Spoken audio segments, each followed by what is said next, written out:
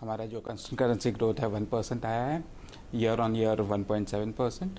And जबकि हमारे major markets में UK has done significantly well with 8% growth, and that is the हमारे market share gain से आ रहा है। नॉर्थ अमेरिका थोड़ा सॉफ्ट रहा है, जबकि हम यूरोप देखें तो it has turn positive, it's on a positive trajectory. लेकिन जो ख़ास बात रही है ये परफॉर्मेंस की आर रीजनल मार्केट्स, हमारे जो इमर्जिंग मार्केट्स रहे हैं, not only India which has had a superlative performance on back of strategic deals.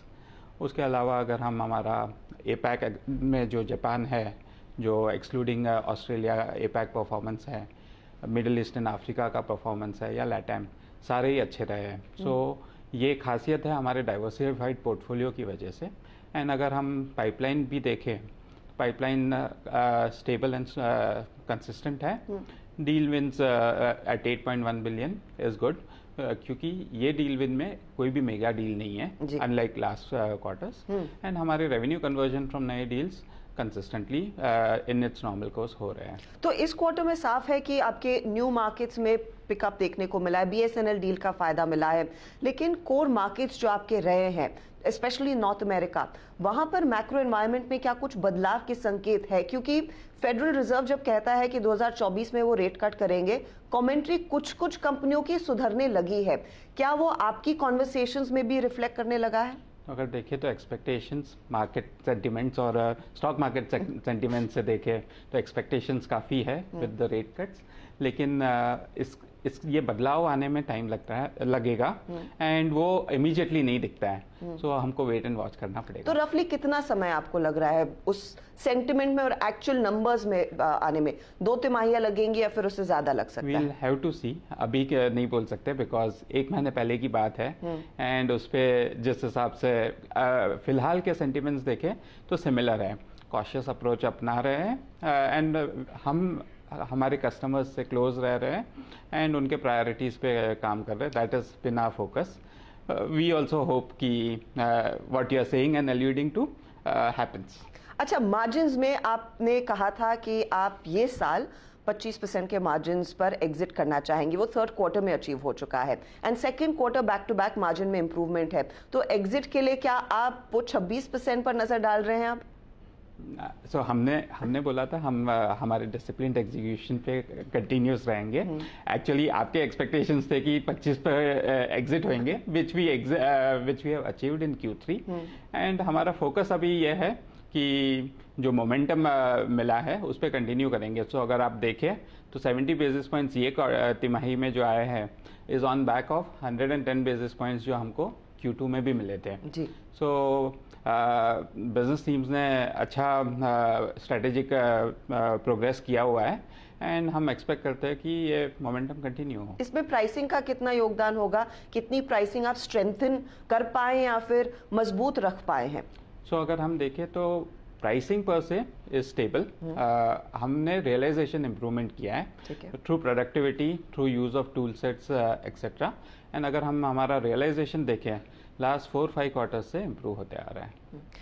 Attrition 13% पर आ गया है, क्या संतुष्ट हैं आप या फिर स्कोप है मिलिंद इसको और कुछ कम करने का? सबसे पहले हर्षदा, मैं आपको मुबारकबाद देना चाहता हूँ आपके 19वीं एनिवर्सरी के लिए। बहुत congratulations. With respect to attrition 13.3 comfortable range, बहुत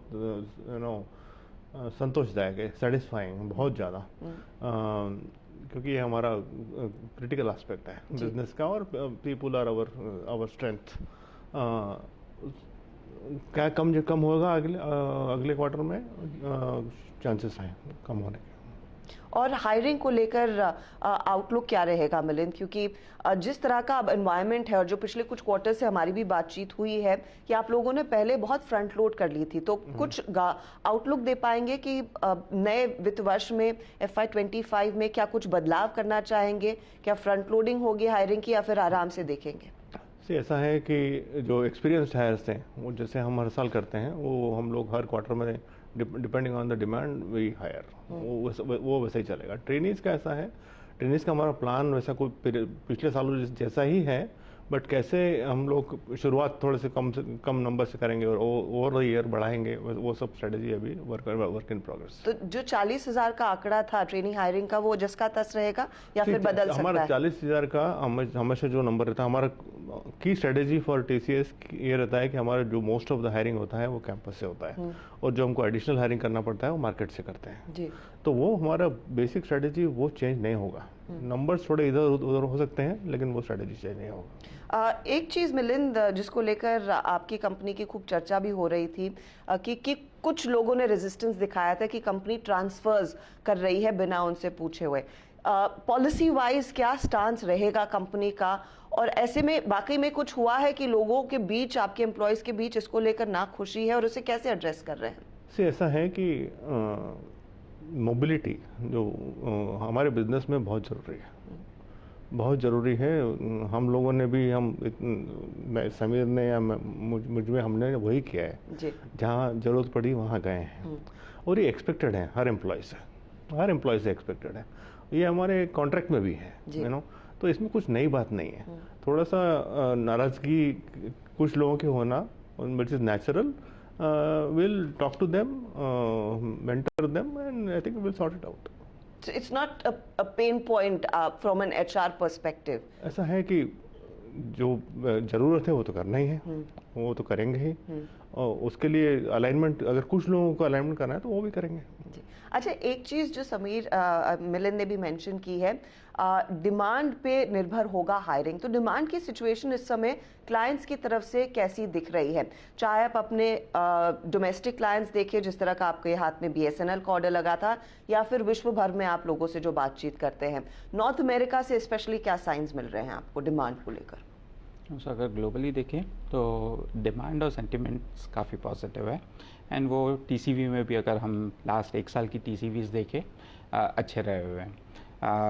जो ओवरऑल रेवेन्यू ट्रांसलेशन है उसमें यस कुछ से वर्टिकल्स सॉफ्ट रहे हैं स्पेसिफिकली, एंड वो नॉर्थ अमेरिका पे भी रिफ्लेक्ट कर रहे हैं, whether it was in terms of BFSI. So जो वर्टिकल्स पे इम्पैक्ट रहा है मेनली 3 है, बीएफएसआई, सीएमआई और टेक एंड सर्विसेज, जो टेक कंपनीज वाले हैं।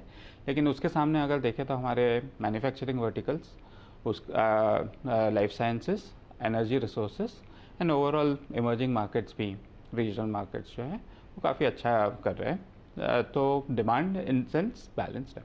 ऐसा क्यों है कि इस क्वार्टर किसी भी, मतलब हमने इन्फोसिस के नंबर्स देखे और आपके, मेगा डील्स इतनी रिपोर्ट नहीं हो रही हैं? क्या वो primarily is a reflection of the sentiment, या फिर यहाँ पर क्लाइंट्स की तरफ से अप्रोच ही अलग बदल रही है कि छोटी डील्स के साथ ही अब दिल wait and watch and see how the market pays for them?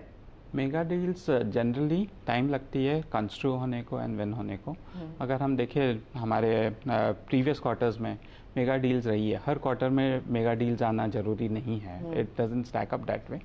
We have had our good share of mega deal wins. Okay, and they perhaps will follow.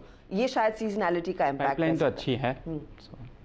एक चीज जो आप लोग मेंशन भी कर रहे थे कि जनरेटिव एआई को लेकर क्यूरियोसिटी क्लाइंट्स में बढ़ रही है और शायद वहां से वो ऑर्डर्स भी रैंप अप होंगे, उसको लेकर अब क्या अतिरिक्त ट्रेनिंग पर खर्च आता हुआ दिखाई देगा?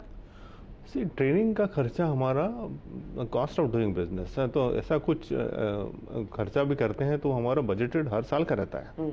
तो ऐसा कुछ खर्चा अगर एडिशनल हुआ तो it's part of our strategy. तो हम लोगों ने जैसा कहा कि 167,000 लोगों को हमने ऑलरेडी बेसिक ट्रेनिंग दिया है, 14,000 लोगों को एक नेक्स्ट लेवल का ट्रेनिंग दिया है। वो सब ट्रेनिंग कंटिन्यू होगा। हम लोग चाहते हैं everybody in TCS knows basics of AI.